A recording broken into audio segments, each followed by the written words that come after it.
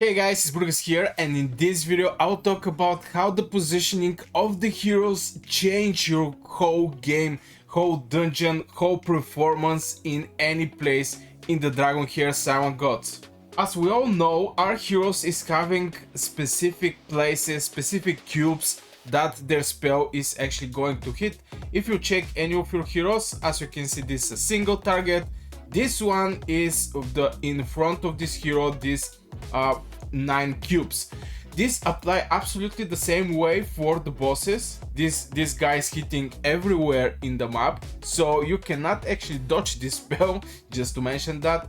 But maybe for other heroes, like maybe this hero, like you see, there is I don't know how many cubes, maybe 9, 10, 11, 12, 13 cubes. And this also applies for the bosses. If we check one of the dungeons, in my case I'll give just example for the Grave of Venom. Here you have this harpy, and when you click on the info, you're going to see all the spells this boss is having. Now here, as you can see, the first spell is deals poison damage to the enemies within the range. And as you can see, is actually this is the range of this boss.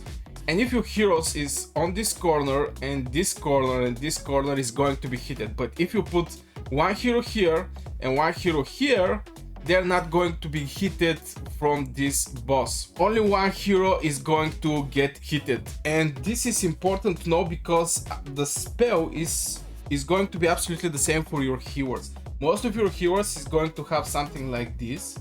So if I check maybe 2 of my heroes right now, we're going to see that they have absolutely the same ultimate. Is basically this one. And if I check Hexandra, it's almost the same. So here comes the thing, how much healing you're going to need. If you don't need that much healing, you can go with one hero and put them all together so they can get heal. But if there is struggles with a boss, I like to keep my heroes separated. That means I'll put some maybe 2 or 3 heroes at this corner here, and maybe 2 heroes at this corner. So the boss is going to hit just one group of my heroes. It can be 2 or it can be 3. And since I have 2 heroes, they're going to help themselves in this fight. This is mostly for the Grave of Venom, the Grave of Rot. This is the way I'm actually doing, and I think it's very, very nice. Now in Grave of Rot, definitely there's a lot of debuffs, so you want to have more resistance there, but definitely your positioning in any dungeon is going to be a key, and is going to actually give you the best chance to defeat the higher level dungeons.